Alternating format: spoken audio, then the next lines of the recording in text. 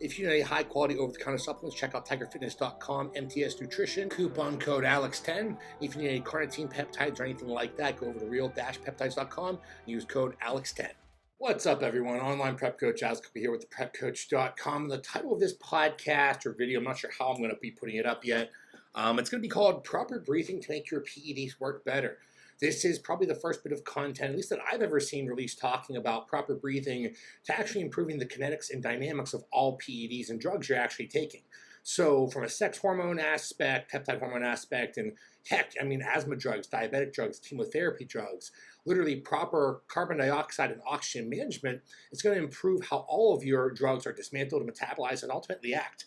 Now, obviously, I'm not the first person to talk about breathing and proper breathing patterns for performance enhancement or for anything else, but in terms of the actual pharmacological drug realm, I don't believe I've seen anyone else talk about this, so I'm really excited to go ahead and talk about this. But like I said, people have been talking about this for thousands of years. Literally, it has been done for our entire existence, and we'll talk about that in a second. But first, we have to understand the basics of breathing. So we, as humans, we're always nose breathers until our society began making turns for the worse with the hefty amounts of, processed food, lack of physical activity. And as the world got more and more sick and unhealthy, we saw actual morphological changes in facial architecture due to actual improper breathing patterns. If we look into the wild, we see all these animals and they're all using nasal breathing. Deer nasal breathe while they actually eat. And I know that's an extreme example because their nasal architecture is so different, but you get the idea. Heck, predators stalking and hunting down their prey, all animals nasal breathe, and consequently, we don't see the same negative morphological changes that our society sees with, the crooked teeth, the small noses and mouths due to the environmental and lifestyle-based changes over the decades throughout our lifetime. Even our ancient ancestors all nasal breathed for the vast majority of the day until, they were being run down by a predator, big bear, big lion, whatever, big predator had them go into a sympathetic overdrive state and they had to outpace the attacker. So obviously mouth breathing came in. But nasal breathing is how we were made to breathe. So again, if we look at babies before they're introduced to the world, you guys know gestation, embryology, and that entire postpartum aspect of birthing is awesome. And it's such a fascinating topic for me. Look at those babies. They're, before they're introduced to our world with bad nutrition and bad lifestyle habits, it's all nasal breathing. It's pretty damn important because that mouth breathing that involves, a lot of upper chest, short, shallow movements simply is just, a very inefficient way to use oxygen. And you're pretty much just wasting your CO2 from a tissue and blood-borne aspect. If we look at the morphology of the lungs, we see, the blood deposits in the lower regions due to our good friend Mr. Gravity. Upper chest mouth breathing brings the upper lungs into action, while nasal breathing brings the entire lungs into action, which drives nitric oxide into the lower portion of the lungs to get the blood involvement process going, and thus, more tissue oxygenation. So nitric oxide itself as an endogenous gas handles vasodilation, proper cardiac functioning, cellular pH functioning, hemodynamics. The list literally goes on. And it's interesting because obviously an endogenous gas is freaking awesome. If it's an exogenous gas, it is, potentially life-threatening, killing. So interesting dichotomy there. But by nasal breathing at the right times, we can literally teach our bodies to improve carbon dioxide tolerance, which will therefore cause more epithelial diffusion and thus more nitric oxide, thus more tissue oxygenation, and you can improve your breathing economy to improve not only your health, but your performance goals, body composition, and everything as a whole. Now, we also can't forget about the subatomic particle equation because that's one aspect that no one even talks about. So internally, we have these protons and electrons flying across gradients, driving every process within our body. The more energetically proficient you are, the closer these gradients will be together, and the more maintainable a speed of protons and electrons can actually move through it. The less energetically proficient you are, the person with high blood pressure, high blood glucose, high heart rates, things like that, people that are mouth breathing, it essentially creates this further apart gradient it's going to become, and then the speed of protons and electrons are going to be moving way too fast to handle, and we end up getting that proton-electron leak and slip. Now, this leaking and slipping of electrons and protons is what causes reactive oxygen species to form in the first place, which causes, the negative cancerous health-based issues and pretty much every negative health issue you can imagine. Electron slipping is seen in everyday life whenever you have the fat, out-of-shape person gasping for air, breathing so heavily, just walking up a flight of steps. Compare that to an athlete who is walking up the flight of stairs. You can't even hear them or even tell that they're breathing. You can't discern their breathing pattern because, again, they're handling things that well.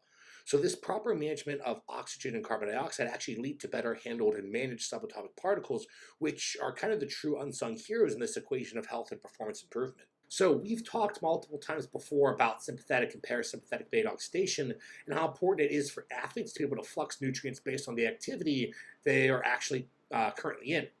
If we're proficient in both energetic spectrums, then we will be able to fuel our daily activity predominantly with stored-free fatty acids from adipocytes and literally use that to fuel our entire day. This is where we've talked about the alactic, the glycolytic, the far end spectrum glycolytic, the aerobic, and all these different small energy systems and frequencies that people need to be good at doing if you want to be the best athlete you can be. So during our training days, we have our rest periods. We need a little more beta oxidation if we're doing this nasal breathing during the actual rest periods themselves, thereby driving up ATP recycling and using those rest periods to actually drive lipolytic cascades on top of the entire alactic, glycolytic, lactate side of things. So if you've kind of followed me up to this point, you'll realize that if we can learn how to breathe properly, we can improve health, body composition, and performance. Pretty freaking cool, right? Like that's what we're all trying to do anyway. So what this looks like in the real world from an application standpoint is doing nasal breathing probably the vast majority of your day and only using mouth breathing during extremely high intensity activities. So if you're doing a top set of squats, for example, let's say 20 rep set of squats, obviously you're going to be changing, you're going to be starting and going from nasal breathing for the first few reps, and then as you reach that peak traumatic level, you're going to be transitioning into more mouth breathing. That's perfect. It's not that mouth breathing or nasal breathing is good or bad. It's not like one is the best, one is the worst. It's just right time, right context for everything, and that's the kind of equation you have to go about solving in terms of what your day is set up like. So if we're resting, you should be nasal breathing. If you're doing low intensity prolastic based cardio for that elastic portion of your atria and your heart, that should be done nasal breathing. If you're weight training and focusing on extremely high alactic or far end spectrum glycolytic based work, you're probably going to have to mouth breathe at times. No problem there. If you are weight training and doing more glycolytic based work, you can definitely push yourself to nasal breathe throughout the entire session. It's going to be hard. You're going to drop loads initially, but once you make up for that on the back end, the consequent changes at a cellular pH based level are going to make up so much of a gap in growth. It's pretty astounding. So this is going to get your body accustomed to handling greater amounts of blood and tissue carbon dioxide better. Remember, carbon dioxide is the cause for breath. So whenever you're gasping for air, that's literally CO2 driving air hunger. As you get better at handling that intracellular blood and tissue carbon dioxide, it's going to flux local cellular pH like I just talked about before, and that's going to interact with hemodynamic factors to cause localized myotrauma through actual hypoxic cascades. Remember, training is not just about creating mechanical tension. In the bodybuilding world, everyone just says mechanical tension, progressive overload, and that's it. No one's here to argue that mechanical tension and progressive overload are not, important factors. Mechanical tension is damn important, and you need to be progressing in some fashion over time. But what's the most basic stressor of all time? We're just stress adaptation creatures, and all muscular hypertrophy or performance enhancement is, it's just specific adaptations to a specific stress. So what's the most basic stressor of all time? Oxygen deprivation, right? Why is the world so unhealthy? Because no one can manage oxygen or carbon dioxide well, and thus they cannot properly manage oxygen. Thus, negative oxygen management occurs, aka ROS, aka reactive oxygen species. So proper breathing during the workout itself won't only improve time to fatigue, but it's going to improve pH kinetics, it's going to improve hemodynamics, it's going to improve bracing to avoid potential injury. It's also going to impose the most basic cellular demand to cause an adaptation. And based on your sport, your body is going to respond accordingly. What I mean by that is, because again, this is all environmentally dependent. If you're a CrossFit athlete from a fiber type and lung-based aspect, your body's going to alter structures to favor that high-intensity, high-duration sport requirement, whether it be from an architectural, fiber-based standpoint, pH-based standpoint, energetic standpoint, the list goes on and on. If you're a bodybuilder, your body's going to alter those same structures to favor those glycolytic alactic fibers and more hypertrophic-based events and cascades that's going to cause other multiple upstream and downstream anabolic-based cascades. So now we realize how important proper breathing is, right? But how does it pertain to the drugs we're taking as athletes? Obviously, in the performance-enhancing world, drugs need to be very specific and are based on need. If there's an energetic system-based need, it could be the need for the insulin to actually drive ATP recycling. It could be the blanket need for a meldonium-based product to drive carnitine protein shuttling and aerobic upregulation. It could be a blanket phlebotic need of a testosterone-type product to drive up sheer raw blood-based material. But no matter what the category of PEDs are that we're talking about, and no matter what the need is, proper breathing is going to alter both pharmacokinetics and dynamics, as not only will the drug be translocated through the body more efficiently and improve its end fates, but it's also going to alter how the body dismantles the drug itself, thus affecting and causing more positive end fates of your PEDs. So again, to understand this, let's just take a couple examples, make sure we're on the same page. If we look at the traditional androgens, so testosterone, DHTs, and androgens, they all dock onto androgen receptors, interact with androgen-responsive elements, heat shock proteins, all that good stuff, cause conformational changes, translocation, and ultimately send a chemical signal of the non-genomic and genomic variety, meaning they're making acute pathway-based changes and long-term chronic gene genetic-based changes. We also need to remember that drug kinetics and action change based on the environment they're introduced to. Like I said before, this is all an environmental-based equation. So let's take person A. Person A takes the same amount of androgens as person B, but person A has high blood pressure. They're a chronic mouth breather. They're always, stressed and have a bad attitude throughout the day. Obviously, you're going to assume their autonomics are terrible. Shitty blood pressure, terrible blood glucose, everything, heart rate, resting heart rate, nocturnal heart rate, are all pretty poor. Person B, on the other hand, is healthy, fit, predominantly nasal breathing, predominantly a happy, positive person, and obviously will have solid heart rate, blood pressure, blood glucose scores, and all that kind of good stuff. Well, person A is going to have altering sympathetic responses throughout the entire day, causing them to liberate more intramuscular glycogen to fuel their day's activity instead of liberating free fatty acids from adipocytes like person B.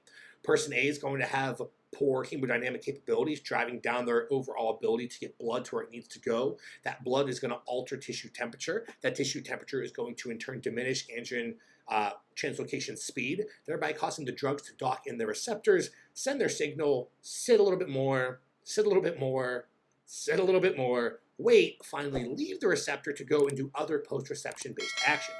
That's not a good thing. The whole thing we're trying to do whenever we take our androgens is to get the most robust chemical signaling response. We get the biggest chemical signal sent as efficiently as possible, so the drug docks, sends their signal, immediately leaves the receptor to allow the next dismantled drug molecule to come in, dock, send its signal, go do post-reception actions, and so on and so forth. That's going to happen with person B because they have the nitric oxide and, more importantly, the oxygen and carbon dioxide-based blood and tissue activity that will facilitate enhanced androgen receptor translocation speed. If we look at another very easy example, is exogenous insulin. We know as athletes we can use exogenous insulin to drive ATP recycling, to ameliorate catabolic activities, to alter post-workout mRNA changes, to positively alter arterial stiffness, to drive direct mTOR-based anabolic signaling cascades, to cause hyper-recovery via hyper-storage-based cascades, so on and so forth. Well, if person A introduces insulin, it's going to drop blood sugar and begin pulling what? Glucose from intramuscular glycogen, again, because they don't have the aerobic enzymatic system or carnitine protein environment to be able to pull free fatty acids from fat cells like person B. So person A will literally take insulin, get flatter and fatter, while person B will take insulin and get bigger, leaner, and have improved performance because they will have that sparing of intramuscular glycogen rather in the subsequent mRNA changes and the proteolytic and glucocorticoid amelioration happening, aka not breaking down protein-based structures for acute fuel. So this could even, if we just look at how we actually breathe and the pressure on the lungs and people potentially having that higher oxygenation at rest versus not. So look at the environment in that resting period. Whenever we're resting, like I am right now, my oxygen saturation is extremely high. I'm sitting here, my heart rate is low, my blood pressure is low. Because of that, ventilation is normal. If you have a person who's sitting here with high blood pressure, high heart rate, that ventilation changes. All of a sudden, we're changing shuttling from blood to potentially the lungs and muscle tissue, depending on resting versus activity, to maybe just shifting it to the actual gut into the viscera to digest the last meal that we ate 3 hours ago because you're having digestive problems, all because you are a sympathetic mess. So we could go on the examples. This is just 2 examples of one way that proper oxygen and carbon dioxide management can help PEDs you're taking work better. And keep in mind, there's multiple other ways that proper breathing at the right times are going to alter your androgens, insulins, and all your PEDs. I mean, heck, if we just take person A and B, do the same type of deep belly breathing, meditation, humming-based work, and take a small amount of insulin beforehand done first thing upon waking on a rest state to drive enhanced immune function, person A is literally going to see 0 benefits, acutely or chronically, because they don't have the oxygen or carbon dioxide capabilities needed to interact with T cells, C cells, and macrophages, and won't get that heart rate drop that's needed. While person B is going to see all of those cascades driven, and thus there will be able to get the immune response we're looking for and actually improve immune functioning acutely and chronically. The take-home message with this podcast is to realize and remember that drugs work differently based on the environment that they're introduced to. Athletes are always looking for that extra edge to get an extra 1, 5, 10, 20%. We breathe at all hours of the day. So if you're breathing wrong, then you're shooting yourself in the foot from a progression standpoint you could otherwise be making. So if you're making progress now, just imagine how better it could be from a health, performance, body composition, and drug kinetic and action aspect it could be if you start focusing on your breathing. That is where I want to end this podcast. I want to try and keep these podcasts only about 15 minutes long and not go too crazy in depth. I would like to make a follow-up podcast to this, maybe like an hour long. So maybe I will have a couple scattered here that are longer than 15 minutes. But breathing and getting your drugs to actually work better is so important. And it's funny because the more athletic we can be, the more healthy we can be. Obviously, the better body composition we have, the better performance we're going to have. Whenever I say the word athletic, what I mean is being proficient in every energy spectrum. The energy spectrum of traditional glycolytic weight training, the energy spectrum of a low aerobic capacity pro-elastic-based work, and the energy spectrum of that far end spectrum glycolytic and alactic range where you're just going balls to the wall crazy, heart rate is getting jacked up, and all those catecholamines and all the somatropes are being released. We are trying to get good at every single one of those. If you're good in every single one of those energetic spectrums, guess what? Your heart rate's going to be lower throughout the day. Your ability to manage oxygen and carbon dioxide is going to be better, and you are therefore going to be getting more out of the drugs you're currently taking. Everyone treats it like a matter of milligrams. Everyone just says, you're not making progress, here's more drugs. You're not making progress, take extra drugs. No one's looking at the environment it's being introduced to. So instead of changing the milligram equation, change the oxygen and carbon dioxide equation, and all of a sudden you are going to get way better growth out of way less drugs than ever. You're going to spare health, probably add decades to the end of your life, and progress faster. Who doesn't want to be healthier and still progressing at a faster rate than they were before? To me, it's kind of a no-brainer. So I will definitely be talking more about this, but I will end it here. You guys have a tremendous day. Thank you so much for listening. Check out thepepcoach.com. See you next time.